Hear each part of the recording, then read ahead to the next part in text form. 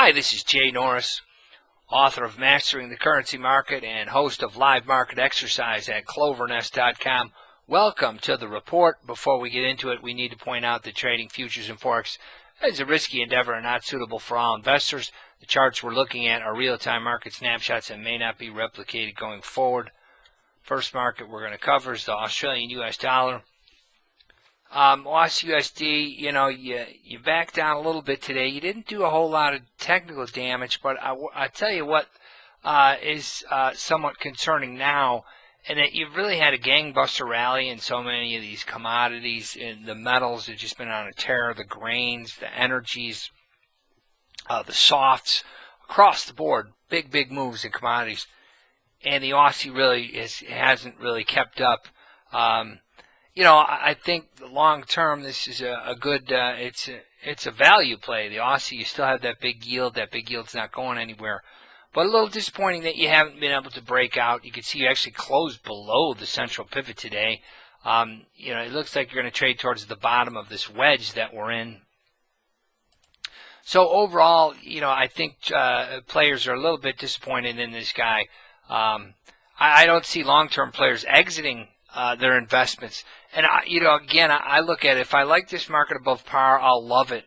I'll love a correction down to 95. I think if you see a dollar rally, which you could see based on U.S. interest rates and continued strong U.S. numbers, if you do see a dollar rally and you see these majors come off, I think it'd be a longer-term buy opportunity if you can get this guy down towards the fall lows here, the 2010 fall lows down here, just above 95. So that's what I've been looking for. Next market, Euro US dollar. We nailed it yesterday. We pointed out that 66% retracement level, and there's just not a lot of room on the upside like there was in this market. Just a couple of months ago, you could see, the arrow's kind of getting thin there. The November high, I don't know if you'll reach that November high. So you're very definitely at resistance right now. I don't think that's going to change. So I would, I wouldn't rule out a test of that November high up above 142, 143 or so. But I would be looking to set up shorts up at those levels if you can get up above there. And I think this market is now susceptible to an intermediate term trend shift lower. You bent the short-term trend today. Intermediate term, you're still up. You're still looking good. But I just feel this market's a little bit vulnerable because they're just shutting off the upside here. Next market, the British pound.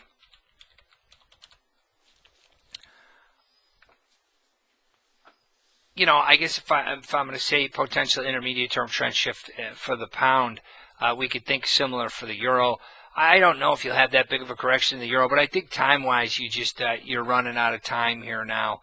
I was somewhat bullish last week on this guy, and you just couldn't get above that monthly level, that key monthly level. I think these markets are trading on technicals right now. I think the fundamentals are pretty much laid out on the table, and I think the market spoke for itself. It had a decent rally through January, February. And now, if it's not going to hold that level, then you're probably going to see a correction. So, I think you could probably see a sizable down move in the euro overall, but I think you'll see more of a correction here in the pound. Love to see a correction in the Aussie. Next market, dollar chief. You had some pretty good upside in the chief today. You had a nice 4-hour shift last night coming out of the U.S. session. Into Tokyo, you had shifted the 4-hour, and you saw what that brought about. And as I was saying before, even last week, I was saying, well, if you're going to play this downside, play it intraday. Don't play it as a position trader, because I think, as I've been saying all along, that this is a rounded bottom, pretty big rounded bottom. You're in the middle of putting in, and if you're right at the bottom of the ball there, kind of the peak of that rounded bottom, then price-wise, you're probably at a pretty advantageous level. Maybe not time-wise yet, because these things will take a while, long-term market bottoms. But I think price-wise, you're pretty cheap in this market to where your big institutional players just don't want to press this market anymore. And I think today's price action validates that statement. You had a very quick short covering rally, And you know, it would have been messy. You wouldn't have wanted to be on the wrong side of that as a speculator, as a short-term player. Next market, dollar yen.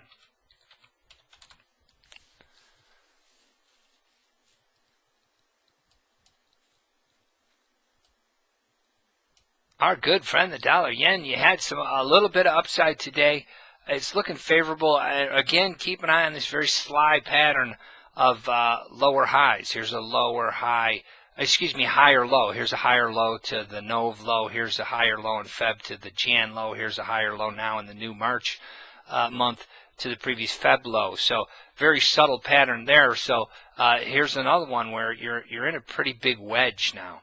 And wedges are very dangerous to trade, especially for inexperienced traders, because you just don't know. You're actually in the middle of an overall range, which is one of the dangerous places you could be in the middle of a range, because it could break either way. When you're in the middle, you know, the odds are of seeing two-way trade are greater. So you have to trade this guy on both sides of the market. You're essentially in a counter trend pattern with the weekly down and the daily up now. Hey, let's take a look at the U.S. stock market. Then we'll take a look at the dollar index, and then we'll say goodbye. Here's your U.S. stock market. Talk about a market walking the line. You're still counter trend with that daily down. You happen to be below the weekly directional line too, but the monthly's up, so you're flat here. Overall, you're in a pretty big trading range. So let's just call it what it is, a trading range. Even if you take out that trend line, you'd likely have to deal with the monthly directional line here, and then you could probably count on some support down here at that spike bottom right there, that hammer bottom right there. So you know, again, these markets, I'm seeing both sides of the market here, and as a trader, you need to see both sides of the market. So you know, you're taking away you took away the upside in that euro, you took away the upside in the U.S. stock market. So that doesn't necessarily mean you're going to see downside, but it more than likely means you're going to see a continuation of sideways price action with these markets in counter trending mode. Dollar index. Next up, there's a hammer. You know, the closer you get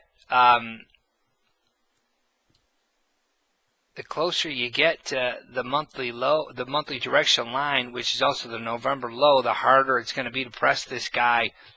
I think, you know, time-wise, you could be setting up for some kind of a correction, and it may just end up being more than just a correction for a market like the euro-US dollar, but probably a correction for the Aussie, and probably a pretty decent correction in the pound too.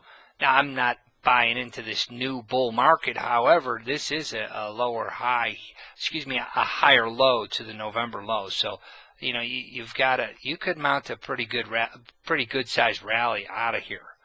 But I think in the big picture, it would be a correction. So potential dollar strength on the horizon. And here, one more chart. The U.S. bond market would be supportive of an uptick in the bonds. If downside in the bonds means higher interest rates in the States, right? So you can see you had a pretty good correction here. So I think if you go down and you take out that low, you have a series of lower lows here. So if you take out the Fed low in the bond market, that would mean higher interest rates in the States. That would be pretty supportive of a dollar rally, dollar correction. So we're going to watch this, and no matter how it shakes out, we'll be here to show it to you. Thank you very much. My name is Jay Norris. I wrote the book Mastering the Currency Market. Look for my next book, Mastering Trade Selection and Management, in bookstores in May. Thank you very much.